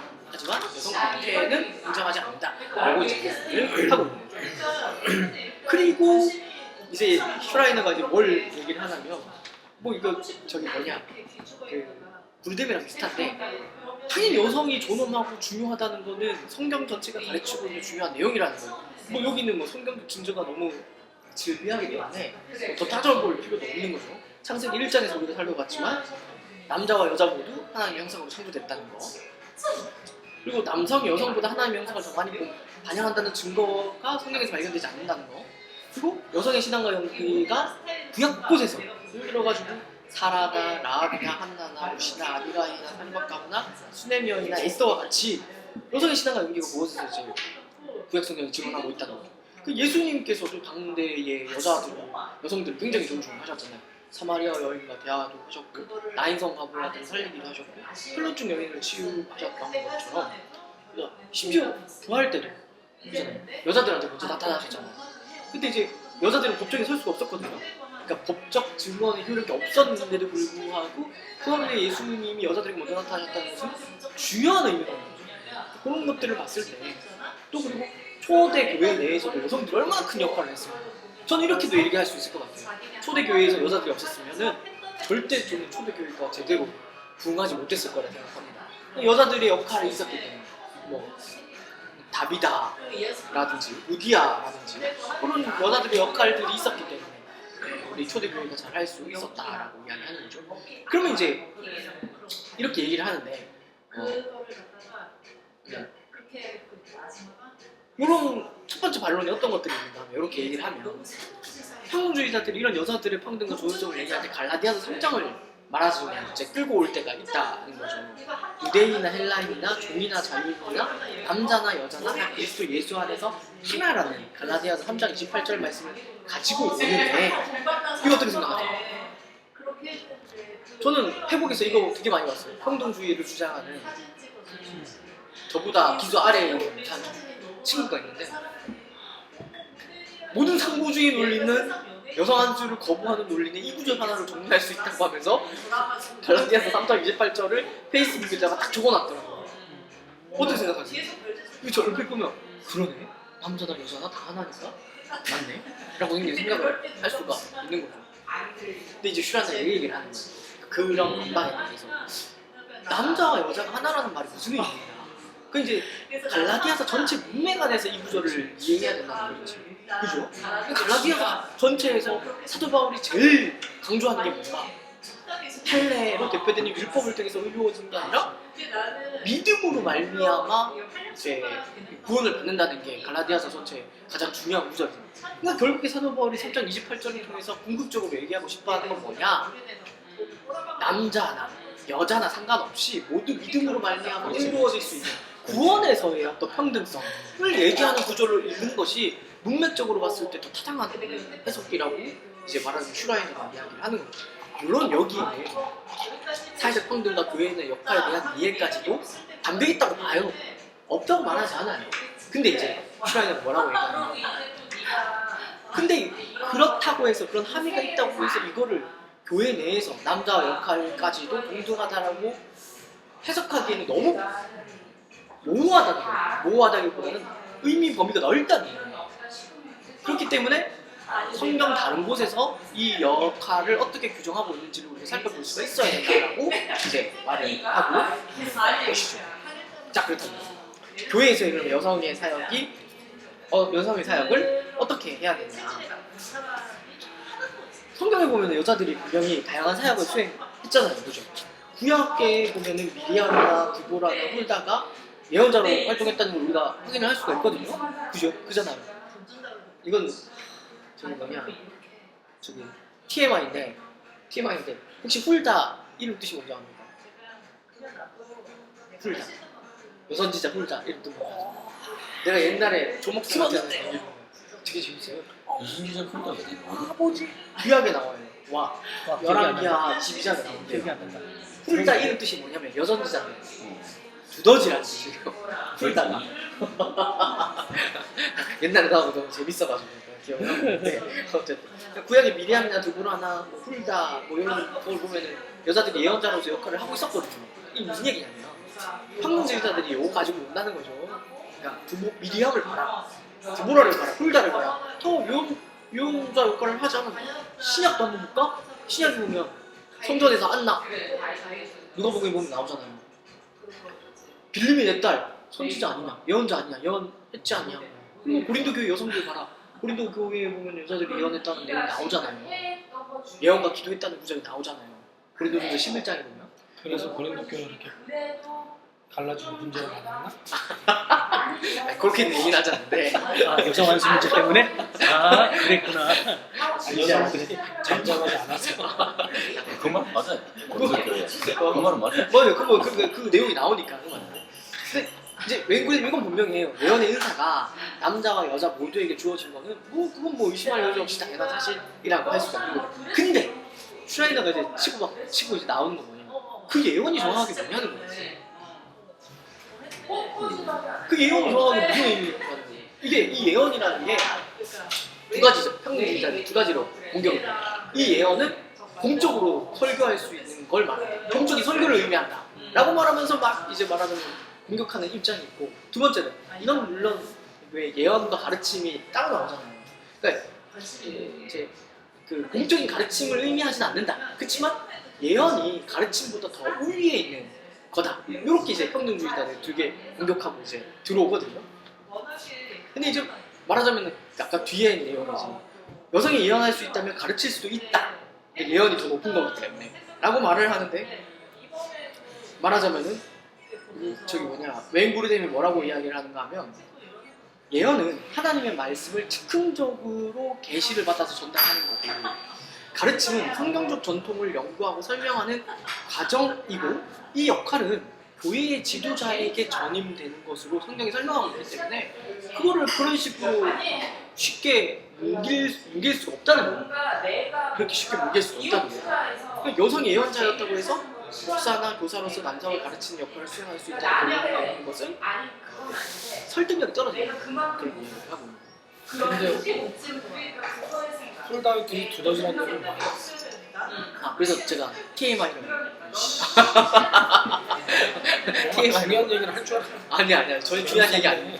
근데 저는 두더지라는 이름을 갖고 있는 게 너무 재밌잖아요. 그래서 얘기를 한 거고. 하지만 여성이 가르칠 수 있다. 그죠? 브리스길라와 같이 브리스길라가 특별히 아볼로를 가르쳤잖아요. 아볼로를 가르친 것과 같이 또 디도서 2장 3절에 보면은 여자들을 가르치라고 하거든요. 근데 그때 가르치라는 것은 여자들을 가르치는 거예요. 여자들 교훈해라. 뭐 그런 의미로 가르치고 있는 거고 또 뭐 좀 더 이제 확장한다면 모든 성도들은 서로를 권면하고 가르칠 책임이 있다고도 이제 골로새서 3장 16절과 고린도전서 4장 14장 26절에서도 이야기를 하죠. 근데 평등주의자들이 이걸 가지고 와서 또 뭐라고 공격을 한다? 여자도 가르칠 수 있다고 자꾸 오버한다는 거예요. 슈라이너가 이 모든 구절들을 나열하고 결정적으로 얘기하는 내용이 뭐냐면 여기서 말하고 있는 모든 것들이 교회의 공적인 교사나 지도자로서의 역할이 아니라 비공식적 또는 특정한 맥락에서의 가르침만을 의미한다는 거예요. 그렇죠? 이 브리스길라의 경우에 브리스길라가 공적인 교회에서 아볼로를 가르쳤다고 생각했습니까? 못합니다. 그리고 예를 들어가지고 그 디도서 2장 3절에서 여성들이 다른 여성들을 가르치는 것 또한 그것도 남자들을 가르치는 그런 권면이 아니라 여자들을 가르치라는 권면이기 때문에 이것도 그를 교회의 공적인 위치에서 직분을 받아 가르치는 것으로 해석할 수가 없다라는 거죠. 여성이 교회 내에서 분명히 중요한 역할을 하는 것에 대해서는 의심할 여지가 없지만 공식적인 지도자, 장로, 감독, 목사로서 활동했다는 증거는 도무지 찾아볼 수가 없다. 더 나아가서 디도서 2장 12, 디모데전서 2장 12절과 5장 17절, 디도서 1.9절을 보건데 심지어는 바울은 여성이 가르치거나 남성을 다스리는 것을 금하기까지 한다. 이런 것들을 봤을 때 여성이 안수받아 목회한다는 것은 성경적인 근거가 없는 것으로 말을 할 수가 있는 거죠. 근데 여기서 이제 우리가 이걸 볼 수가 있죠. 여자가 집사는 될 수 있어요. 거기 성경적 근거는 있을까? 집사로 하는 것도 우리가 사실은 문제는 거 아니에요? 비교 집사님. 유명 의사님 같은 그 성경 박사. 성경 박사님. 로마서 16장 1절에 보면 갱그레아 교회 베베를 언급한다. 갱그레아의 교회의 집사 베베를 언급하는데 그런 것들을 봤을 때 이제 여자도 집사로 얼마든지 사역할 수 있다라고 슈라이너는 결론을 내립니다. 디모데전서 3장 11절에도 여자들을 언급하는데 여기 이제 해석이 두 개씩 나눠요. 이게 뭐냐면 집사들의 아내를 의미하냐 아니면은 집사를 의미하냐 이렇게 되는데 슈라이너는 그 전후 문맥을 봤을 때 여자 집사를 의미하는 것으로 보는 것이 타당하다라고 결론을 내립니다. 그러면 이제 말하자면 이제 그렇게 정리할 수가 있는 거죠. 여성 집사까지 오케이, 여성 사역 오케이, 여성 안수 반대 이렇게 이제 말을 할 수가 있는 거죠. 이제 제가 지난번에 한번 얘기 드렸죠. 그 로마서 16장 7절에 유니아 어떻게 설명할 거냐라고 했는데 그때 제가 대충 설명했는데 그래도 핵심은 잘 짚어서 제가 설명했더라고요. 이렇게 주장하려면 세 가지 문제를 해결해야 돼요. 첫 번째 뭐냐면 유니아가 남자인지 여자인지를 먼저 해결해야 돼요. 근데 교회사 내에서 계속 문제가 됐었다고 했잖아요. 근데 이제 뭐 많은 학자들은 이제 유니아가 여성이라고 이제 그것만 보면 그렇게 해석할 수 있는 여지가 분명히 있는데 이제 슈라이는 뭐라고 하냐면 이게 결정적이진 않다는 거예요. 유니아가 남자인지 여자인지 문제는 아직 모른다는 거예요. 근데 이 문제를 풀었다고 해서 또 문제가 해결되는 게 아니에요. 두 번째 뭐냐면 사도들 가운데에서 유명하다라는 구절을 어떻게 해석할지 문제가 있다는 거예요. 우리 개혁개정은 사도들 가운데에서 존경받는다는 의미로 해석을 했거든요. 번역을 했거든요. 그래서 우리는 이제 말하자면 여성 안수 문제가 덜 생기는데 이거는 그러니까 두 가지로 해석될 수 있는 거야. 사도들 가운데서 존경받는 것을 의미하는 것인지 사도들로서 유명하다는 말인지 이 문제를 또 해결해야 되는 거예요. 근데 이것도 해결하기가 쉽지가 않다는 거예요. 마지막으로 이 문제를 풀었다고 해서 그때 그 사도들 가운데에서의 사도라는 말의 의미가 전문적인 의미에서의 사도를 의미하는지 또는 선교사로서의 사도를 의미하는지에 대한 문제도 풀어야 되는 거예요. 그러니까 이 유니아 문제를 가지고 와서 여성 안수를 지지하는 근거로 사용하기는 어렵다. 그 이야기를 이제 말을 하고. 편두세 번역은 이래놨네. 그들은 사도들에게 좋은 평을 받고 있고. 이런 예, 예. 그가 사도라기보다는 예, 맞아요. 사도들에게 그러니까 사도들에게 존중을 받는지 음. 아니면 사도들로서 유명하다는 말인지 그런 두 가지 의미로 해석이 될 수 있어요. 원어로 보게 되면. 근데 이제 슈라이너는 두 개가 결정하기가 쉽지가 않다는 거죠. 그 설령 사도들로서 유명하다라는 의미로 해석한다고 하더라도 어느서면은 그 사도가 사실 지난번에 얘기했지만 바나바도 사도라고 불렸단 말이죠.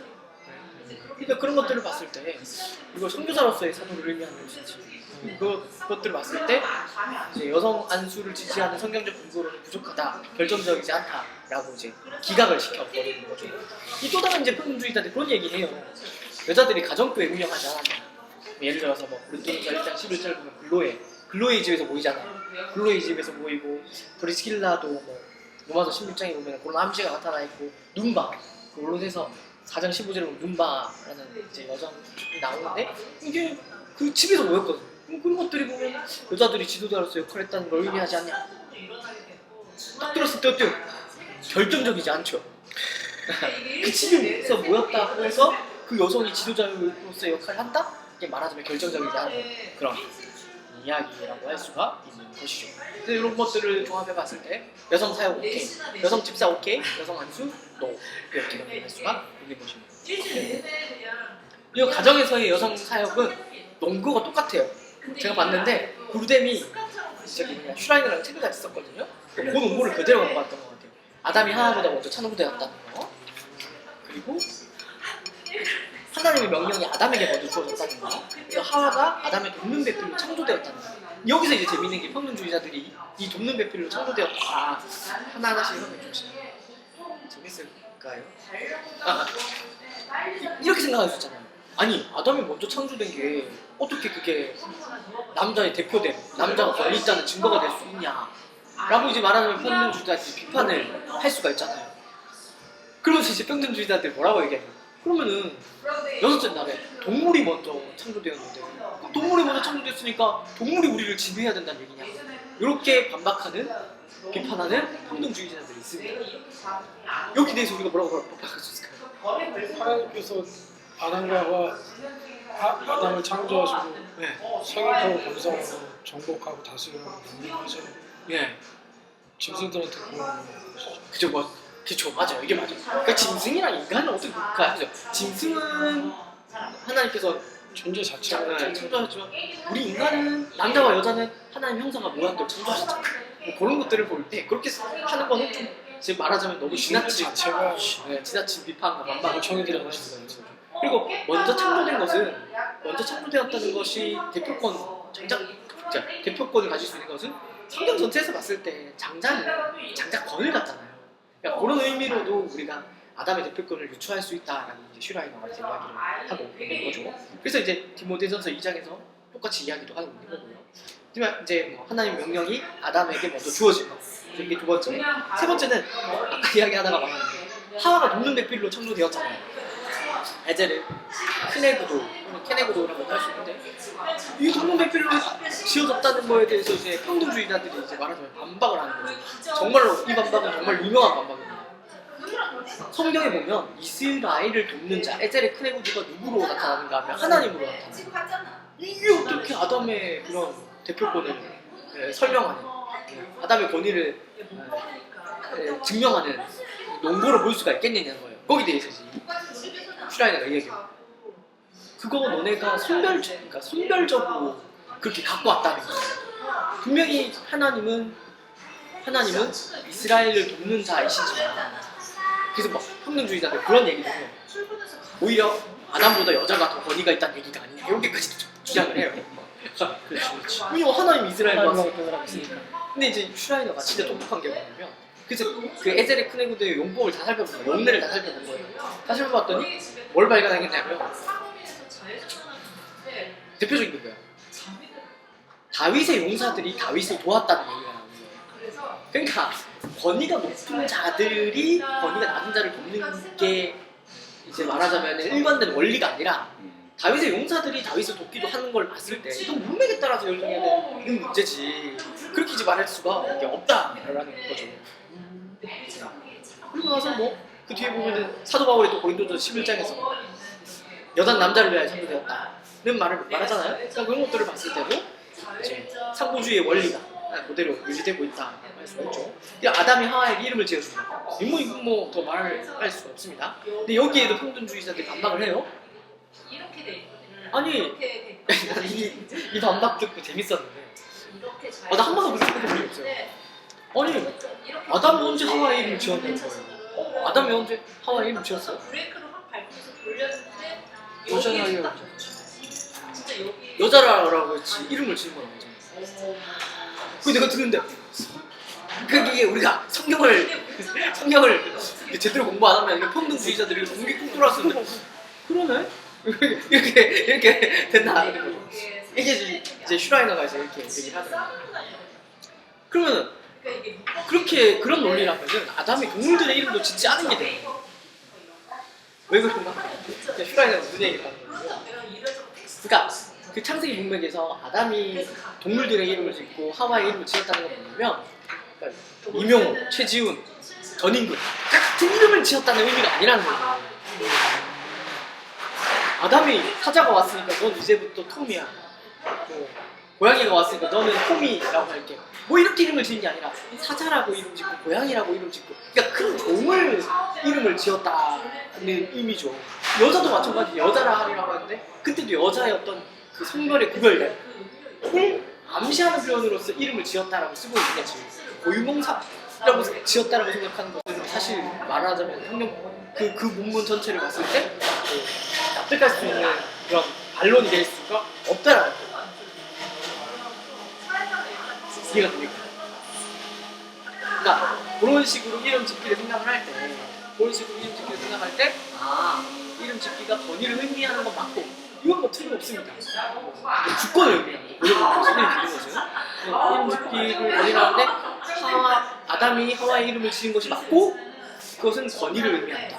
여자에 대한 남자의 권위를 의미한다라고 우리가 할 수가 오히려 지금 짐승의 이름을 짓고 여자라이라고 했던 것들이 독특한 고유 용사를 지은 것이 아니라 전임금, 그 종묘를 이야기하는 거다. 그렇죠. 우리는 그렇게 이해하는 것이 맞는 거다. 맞죠. 제가 우리 여태까지 그렇게 이해해왔잖아. 저는 그렇게 생각 안 해봤었어요.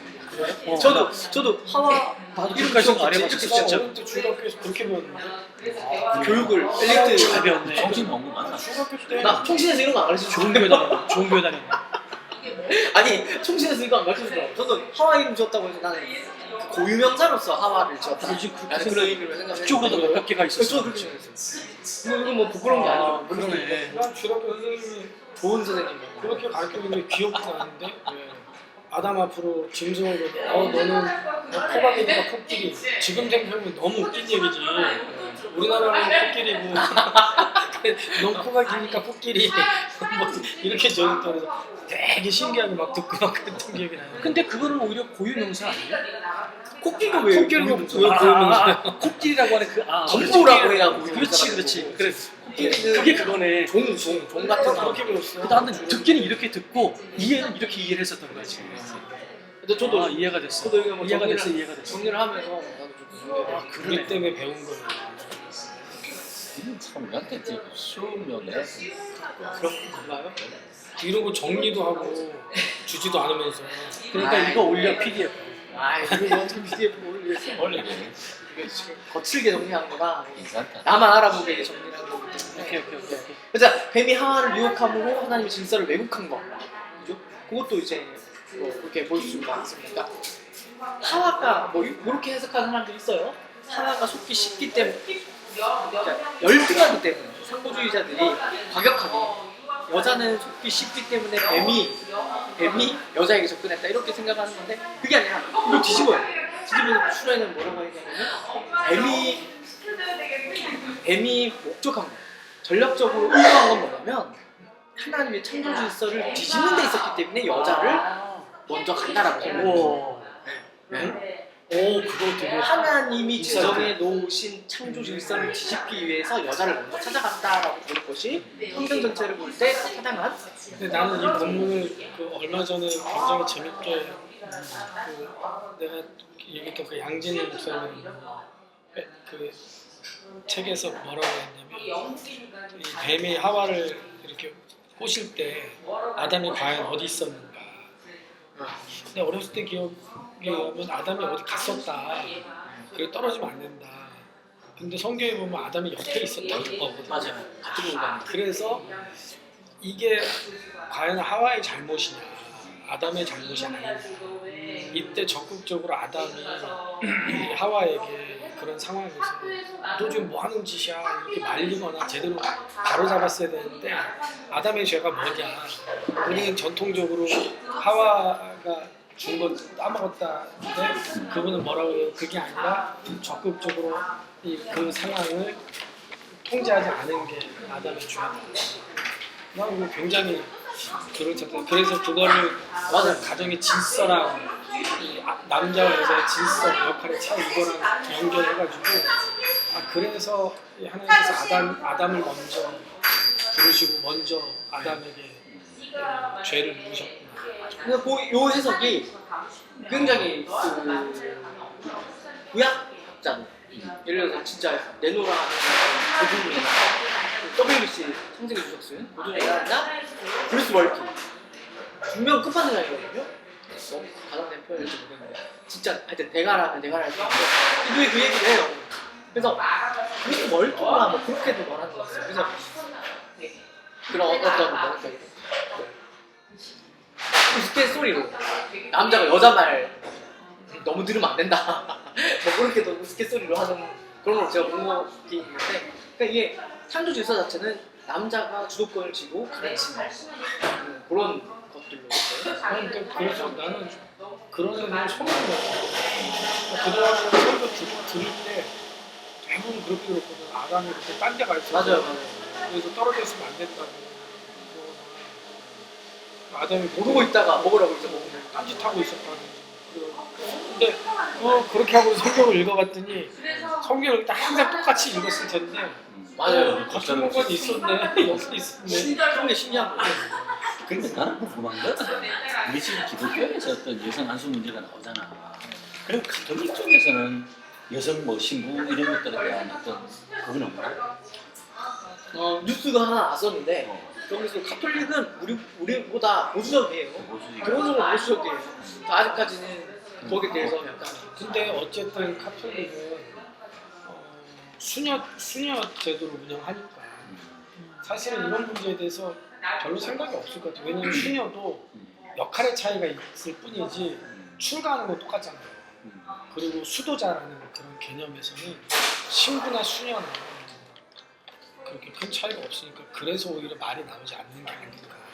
근데 우리 개신교 같은 경우는 어떤 출가하거나 이런 개념이 아니잖아요. 그러니까 이제 이 자꾸 그런 상황하는 걸 자꾸 보는 것 같아요. 그래서 가부장적으로 남자만 목사 안수를 받고 여성을 지배하려고 한다.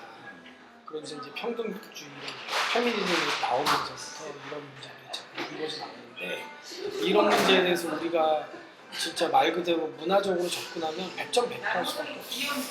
시대가 그래요. 근데 이거를 성경적으로 설득을 하고 성경적으로 우리가 밀고 나가야 되는데 교단에서 이거는 큰 실수라는 거죠. 끝까지 그거를 지키든지 아니면 아예 그냥 안수를 줘버리든지 맞습니다. 애매하게 해버렸어요. 근데 이제 뭐 자기네들은 이런 말들이 이게 오가면 사실이 안 되는 건데 근데 뭐 목사님들은 그게 나름대로 이제 지혜로운 결정이었다라고 말하는 사람도 있더라고. 안주를 준 것도 아니고 안 준 것도 아니니까. 우리 교단이 그 성경을 보수하는 보수주의 교단이라면 그게 성경에 맞다는 확신이 있으면 무조건 좀 지켜야 되는. 근데 강독권을 줬다는 건 진짜 한 발 들여놓은 건데. 제가 봤을 때도 이제 여성 한수 포함되는 건 시간 문제이지 않겠나. 이거 꼭 편집해서 넣어. 이러면서 이렇게 얘기하면. 유튜브 전체 안 올리지. 예산 그래서 안수 문제가. 청신 교수 이력서 낼 때 이거 영상 딱 보여줘. 업로드 전에 일단 영상부터 꼭 보고 가던데. 아니 이거는 그냥 집사님들 그냥 보시면 되죠. 뭘. 그래서 하여튼 그래서 이런 것들 뱀이 하와 유혹한 거는 이제 창조주에서 정복. 그리고 아담이 먼저 침묵받았다는 것도 아담의 대표성. 그래서 이런 모든 것들이 타락 이전에 확립됐다는 게 중요합니다. 그러니까 타락 이후에 된 게 아니고 폭론주의자들이 자꾸 타락 이후에 이런 게 들어왔다고 하는데 그게 아니라, 그러니까 웨인 브루는 중요하게 얘기했지만은 창조 이전에 하나님께 창조 질서로서 명확하게 이제 해놓은 거고, 바울도 그거를 그대로 가져온 거기 때문에 여기서 이제 뭐가 나오느냐, 문화적 해석으로 치부하면 안 된다는 거예요. 막 이제 그 뒤에 이제 그걸 얘기를 할 건데, 사도 바울이 자꾸 남자는 여자를 사랑하고 여자는 남자를 복종하라는 말을 자꾸 이렇게 평론주의자들은 어거지를 쓴단 말이에요. 어거지를 써가지고 이건 특정한 어떤 문화적 상황 가운데에서 예외로서 사도 바울이 명령한 거다, 이렇게 접근하려고 하는데 그렇게 할 수가 없다는 거예요. 에베소 5장에 이제 그 얘기가 나오잖아요. 에베소 5장에 보면은 남편은 아내를 사랑하고 아내는 남편에게 복종해라, 이렇게 이야기를 하는데 5장 21절에 가면 이 복종하라를 뭐라고 하냐면 서로 복종하라라고 이야기를 하거든요. 사도 바울이 서로 복종하라. 그렇지. 이걸 근거로 해가지고 이거 봐라, 이건 남편도 아내에게 복종해야 된다는 말이다 라고 이제 어거지로 이야기를 하는데, 문맥상 그때의 서로 복종은 뭐냐면 슈라이너 이야기입니다. 교회 공동체 안에서의 일반적 원칙으로 봐야 된다라는 거예요. 만약에 그러니까 지금 뭐냐면은 5장 그 본문에서 5장 그 본문에서 서로 복종하라가 나오는데 어떤 관계 속에 나오냐면 남편과 아내, 부모와 자녀, 노예, 주인과 종의 관계에서 나오거든요. 근데 여기서 이제 말하자면 서로 복종하라가 등장하는데, 이 서로 복종하라가 그렇게 이제 말하자면 교회 공동체 일반적인 원칙에서 얘기를 하는 거지. 교회 공동체 내에서 그렇게 해석해버리면, 그러면은 부모가 자녀한테도 복종해야 된단 말이에요. 주인이 노예에게도 복종해야 된다는 말인데 무슨 얘기인지 아시겠죠? 남편과 아내, 부모와 자녀, 주인과 종은 나열돼 있어요. 한데 나열돼 있는데 이게 일반적인 원칙 21절에서 일관된 원칙으로서 서로 복종하라는 말이 나오는 거지. 그 공동체에서 이거를 남편과 아내 관계에 그대로 복종할 수는 없다라는 거죠. 사도 바울이 그렇게 얘기했을 리가 없다라는 거죠.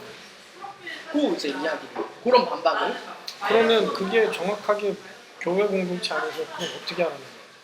그러니까 이거는 이제 어떻게 명확한 문문이 아니라 해석 싸움인데, 서로 복종하라는 말은 이제 이런 교회 공동체 내에서, 교회 공동체 슈라인의 해석이에요. 교회 공동체 내에서의 일반적 원칙으로서 신자들이 서로 존중하고 서로 어떤 복종해야 되는 원칙을 이야기하는 거지. 또 더 나아가서 이렇게 생각할 수가 있죠. 교회 지도자의 가르침에 복종하라는 의미로도 우리가 읽을 수가 있죠. 그렇지만 말하자면 이거를 그대로 이 일반적인 원칙을 갖다가 남편과 아내, 부모와 자녀, 종과 주인과 종의 관계에 그대로 대입하게 하는 것은 말하자면 오버한 거라는 거죠. 그렇게 말할 수가 있습니다. 그리고 아유, 이거 다 하려면 힘드네. 중요한 것만 몇 개 하고 빨리 넘어가면 되겠는데. 그래서 이제 이런 또 이런 반박을 해요. 뭐라고 반박을 하냐면, 야 그거 그래 오케이. 너 저기 얘기했던 거 창조주에서 얘기했던 거 우리가 받아들일게.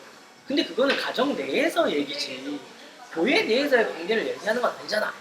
이제 이렇게 이제 반박을 한다는 거예요. 다른 거 보면 창조주에서는 전부 다 가정 내에서의 원칙으로 생각할 수가 있잖아요. 근데 이제 슈라이너는 그걸 이제 에베소서 5장으로 반박을 하는 거죠. 거기서 이제 부부 사이의 관계하면서 예수 그리스도와 교회의 관계를 설명을 하잖아요. 이제 그렇기 때문에 이런 것들을 봤을 때 상호주의자가 맞다는 거예요. 그렇게 우리가 생각을 할 수가 있습니다. 그래서 교회에서의 남녀 역할 차이, 이제 이것만 하면 끝입니다. 아우 힘들다. 디모데전서 2장 본문이 핵심입니다. 디모데전서 2장 본문이 핵심인데, 이건 성경책에 있으면 참 좋은데 성경책이 있습니다. 거기 보면은 이제 여자는 가르치거나 권위를 행사하는 것을 금지하거든요. 디모데전서 2장 12절에 보면 가르치거나 권위를 행사하는 것을 금지하고 사도 바울이 그것을 창조 질서에 근거해서 이제 말하자면 합니다. 그러니까 하나가 먼저 유혹받았다는 얘기도 여기서 등장하는 거고요. 그리고 여자가 출산함으로 구원을 받는다는 말도 여기 나오고 이제 요거를 이제 평등주의에 대한 공격을 하고 슈라인도 반박하는 내용으로 이루어져 있는데 첫 번째 가르치는 것과 권위를 행사하는 것을 평등주의자들은 어떻게 해석하냐면 부정적인 걸로 해석해요. 그러니까 뭐냐면 권위를 행사하는 걸 어떻게 해석하냐면 그러니까 예를 들어 권위를 행사해도 괜찮은데 막 예를 들어서 나쁘게 권위를 행사하는 거잖아요. 뭐 독재를 한다든지 억압을 한다든지 그러니까 여자도 가르칠 수 있고 권위를 행사할 수 있지만 나쁘게 가르치거나 권위를 행사하지 말라는 그런 의미로 이제 말하자면은 평등주의자들을 말한다는 거죠. 근데 슈라이너는 여기서 이제 안드레아스 퀘스턴베르그라고 유명한 신약학자인데 이분이 이제 단어 연구를 했더니 말도 안 되는 헛소리다 기각을 했어요. 용례를 살펴봤더니 둘 다 긍정적인 의미로 쓰일 수가 있다는 거예요. 가르치는 것, 권위를 행사하는 것 둘 다 긍정적인 의미라는 거예요. 그런 것들을 봤을 때 평등자들이 그렇게 논리를 갖고 오는 것은 말이 안 된다라고 이제 이야기를 하죠. 근데 권위의 근거가 남자가 권위를 가지고 있다는 거를 사도 바울이 창조 질서에서 가지고 있잖아요. 이런 거를 봤을 때도 이제 슈라이너가 확정 짓는 게 뭐냐면 이거 단순히 문화적 배경 때문에 그런 거 아니다. 그 당시는 가부장적 시대였기 때문에 사도 바울이 이런 명령을 내린 게 아니라 사도 바울이 분명히 13절에서 얘기하자면 창조 질서를 가져가서 반대하고 있다. 그렇기 때문에 너네들이 문화적 배경 때문에 사도 바울이 얘기했다는 것도 결정적인 반박이 될 수 없다라고 이야기를 하는 거죠. 그리고 뭐 하하가 먼저 유혹받았다는 건 더 얘기할 거 없을 것 같고 그래서 이제 평등주의자들이 이 본문이 문제가 되니까 너무 결정적이잖아요. 상보주의자들한테는. 그래서 이게 어떤 반박을 하냐면 이런 반박을 해요. 첫 번째는 뭐냐면 사도 바울이 여자를 가르치지 말라고 한 이유가 사실은 그게 뭐냐면 그 당시에는 여자들이 교육을 제대로 못 받았다. 여자들이 교육을 제대로 못 받았기 때문에 가르치지 말라고 얘기한 거지 무조건 가르치지 말라 그렇게 얘기한 게 아니다 라고 이제 이야기를 하는 거죠. 근데 사도 바울이 그래서 뭐라고 하냐면 그 당시에 여자들이 교육받은 자들이 정말 없었을까? 라고 한다면 이제 브리스길라 예를 드는 거죠. 브리스길라 같은 경우는 교육을 받았고 심지어 누군가를 가르칠 수 있을 정도였다. 그런 것들을 봤을 때 니들이 이 본문을 근거로 교육받지 못했기 때문에 가르치지 말라고 했던 것은 논리가 성립이 되지 않는다라고 이제 반박을 하는 거죠. 또 그래서 평등주의자들이 또 이렇게 반박해요. 아니 그거 아니다. 그 이유 아니다. 다른 이유 때문인데 그때 사도 바울이 말한 그 교회에 여성들이 이단에 빠져 있었기 때문에 그 이단에 빠진 여성들, 특정 여성들에게 가르치거나 권위를 행사하지 말라고 얘기한 거다. 완전히 원천 봉쇄한 게 아니다. 라고 이제 말하는 평등주의자들이 해석하는 경우들이 있다는 거예요. 근데 그랬으면 사도 바울이 분명히 얘기를 했을 거라는 거예요. 거짓 여교사라고. 쫓아내요. 네.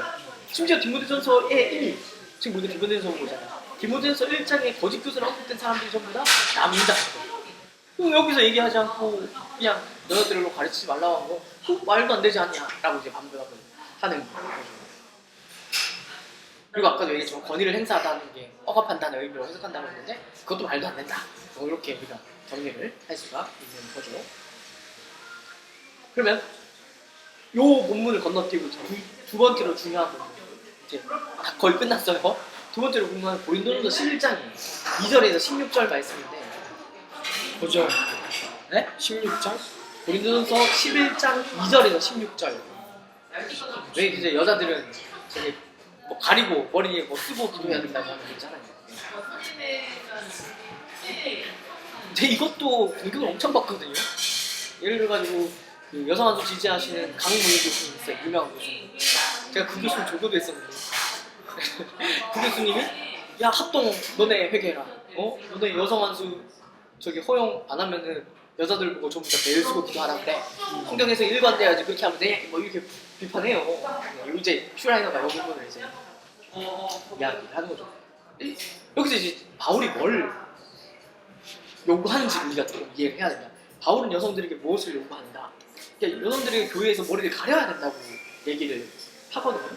근데 이제 슈라이너는 이걸 어떻게 해석하는가 하면 그 머리를 가리는 것을 통해서 바울이 정말로 말하고자 했던 것이 무엇인지를 읽어내야 된다. 근데 그때 이제 사도 바울이 얘기하고자 했던 것은 뭐냐면 여성이 남성의 권위에 순종하는 태도를 머리를 가리는 것을 통해서 드러내 보여야 된다는 의미로 해석을 해야 된다라고 얘기를 합니다. 그 당시에 여성들이 머리를 가리지 않는 것은 수치스러운 거죠. 어느 주석을 보니까 뭐 창녀들이 그렇게 했다라고 보는 것도 있고요. 나는 그렇게 이해하고 있어. 네, 청년들이 그렇게 했다는 것도 있고, 근데 남성의 권위를 거부한 어떤 시그널로 그 당시에는 이해되고 있었다는 거예요. 그러니까 머리를 가리면서 남성의 권위에 존중하는 태도를 내보이라고 사도 바울이 말하고 있는 걸로 이제 말하자면 읽어야 된다라고 이야기를 하고 있다라는 거예요. 그래서 거기 이제 그 고린도서 11장 5절에 보면은 권위를 인정하는 태도를 유지하지만 여성 사역을 제한하지 않았다는 걸 또 슈라에다가 지적을 해요. 이제 기도하거나 예언하는 것에 대해서 사도 바울이 인정을 하거든요. 그러니까 여기에서도. 그렇지만 기도하고 예언한다고 해서 목사가 될 수 있는 건 아니다. 기도하고 예언하는 것이 목사직을 맡는 것을 의미하는 것은 아니다. 라고 이제 말하자면 이야기를 하고 있다라고 볼 수 있습니다. 이거를 또 평론주의자들이 어떻게 하겠어요? 야, 너네 이거 봐라. 너네 교회에서 머리 가리고 하냐? 안 가리고 하잖아. 어? 이거는 100% 그 고린도 교회에서만 사도 바울이 원칙으로 준 제한적인 임시적인 조치다 라고 이제 말하는 반박을 하거든요. 야, 이래서 성경을 봐야 돼. 근데 슈라이너가 뭐라고 반박을 하냐면 야, 16절을 봐라. 16절을 하면서 뭐라고 해요? 16절에서 뭐라고 해요? 모든 교회가 같은 관습을 따른다 라고 이제 얘기를 해버리는 거예요. 이거는 고린도 교회에 특정되는 그런 관습이라고 볼 수가 없다라는 거예요. 그럼 이제 여기서 우리가 물을 수 있는 질문, 그럼 우리가 오늘날 교회에서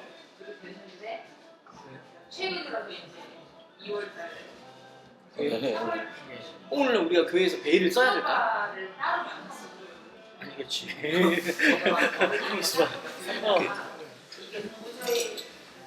모든 교회의 관습으로 사도 바울이 얘기를 했는데 베일을 쓰는 거를 그러면은 우리가 오늘날 해야 되는 거 아니에요?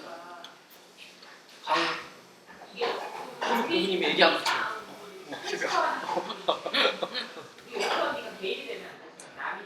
극단적인 성보주의자들은 그래야 된다고 얘기해요. 극단적인 그렇게 얘기하니까 그래도 천주교가 쓰는 거야? 충주교는 그래서 쓰는 거예요. 아하. 그 베일 쓰는 거 그런 의미예요. 아하. 그런 의미. 우리도 개신교회도 그렇게 해야 된다라고 말하는 사람들이 있습니다. 근데 저는 슈라이너의 견해가 더 맞다고 생각돼요.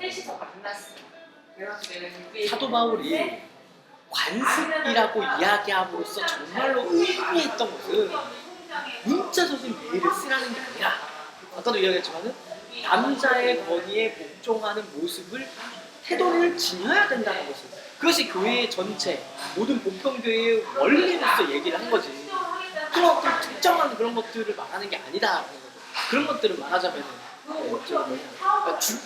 그렇게 중요한 게 아니라, 그러니까 원칙과 문화적 적용을 신중하게 구별해서 성경을 해석할 수 있어야 된다는 거예요. 그래서 이제 얘기를 해요. 우리가 로마서에서 거룩한 입맞춤을 하라고 하는데 우리 지금 거룩한 입맞춤 하냐? 안 한다는 거예요. 디모데한테 야, 너 위장병 치료를 위해서 포도주 마셔라. 우리가 위장병 치료 때문에 포도주를 먹나요? 안 먹는다는 거예요.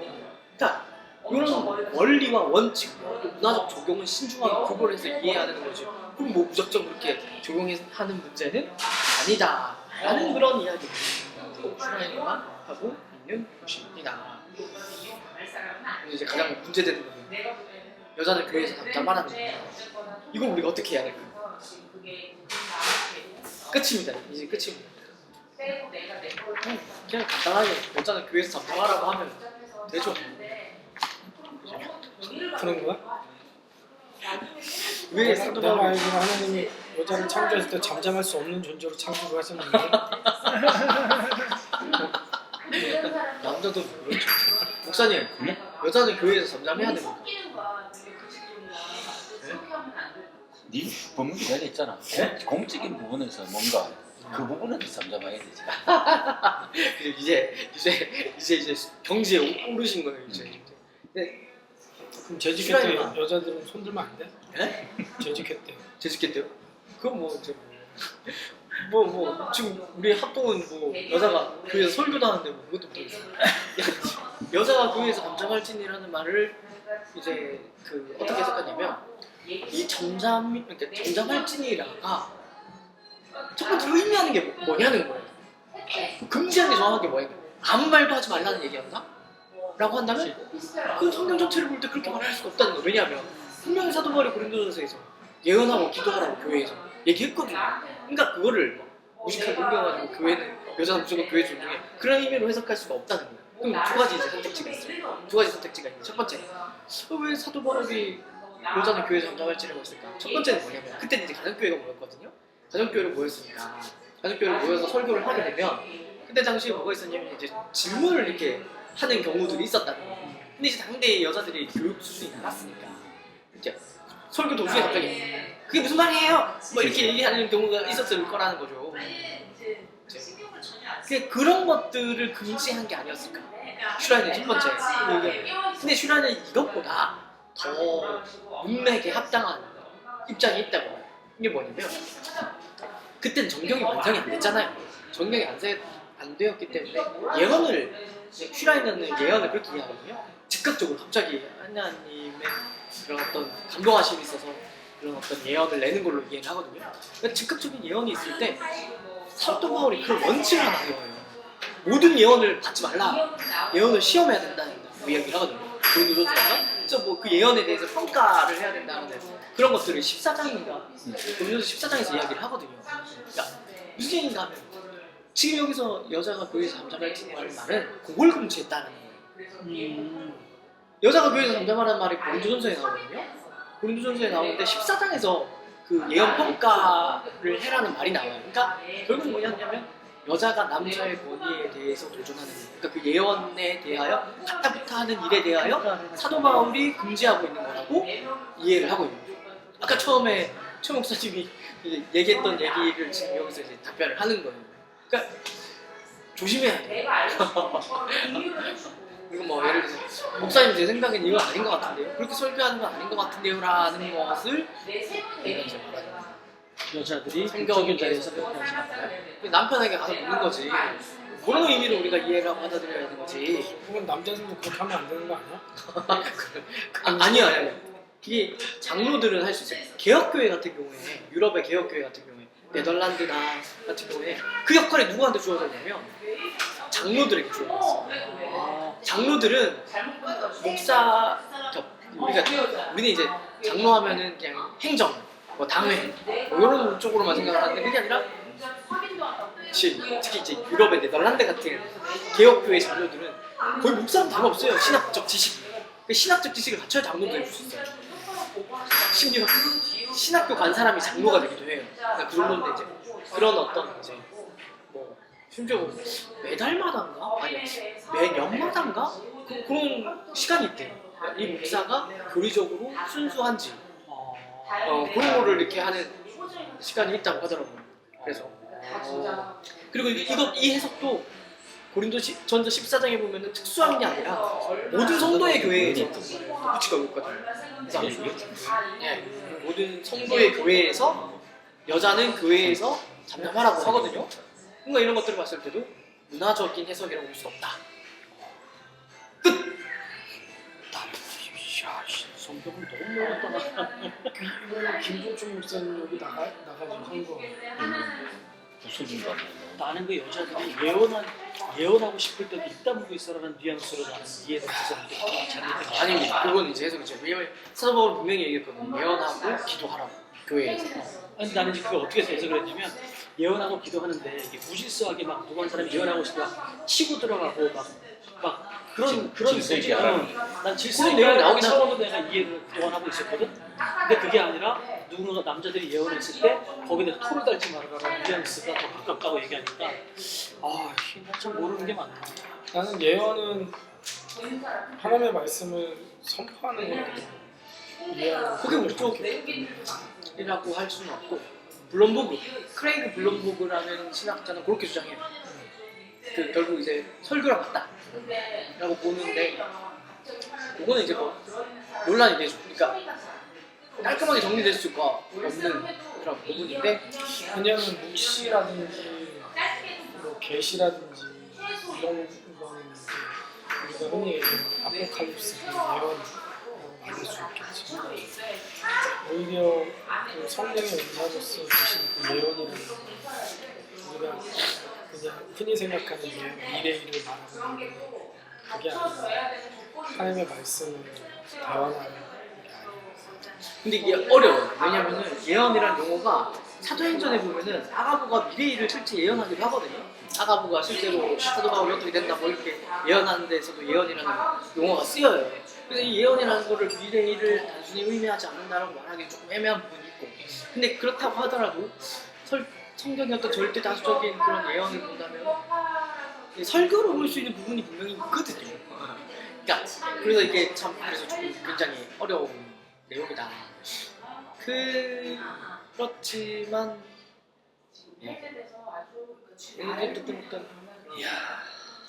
예언이라는 것이 제 생각에는 즉각적인 어떤 신적인 그런 걸로 보는 게 맞다. 그리고 심지어 계시의 권위까지도 있었을 예언이다 라고 저는 생각을 해요. 네. 즉각적으로 받아서 영감을 받아서 낸 예언이 존재했을 것이다. 그치만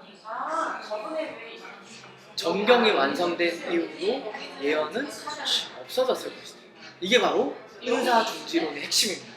은사중지론을 오해를 많이 하는데 은사중지론이 뭐 모든 은사가 오늘날 없다 이런 얘기를 하는 게 아니라 계시 은사를 말하는 거예요. 그러니까 정경이 완성된 이후에 이제 말하죠. 그 계시와 관련된 은사들이 중지됐다는 거가 말하자면 핵심인데 저는 이제 그렇게 보는 게 정당하지 않을까 생각이 드는.